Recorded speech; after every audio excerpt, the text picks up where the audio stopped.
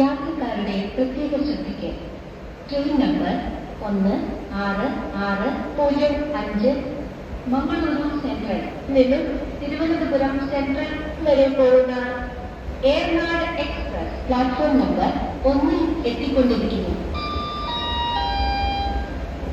यात्रीगण कृपया ध्यान दें, गाड़ी नंबर 1660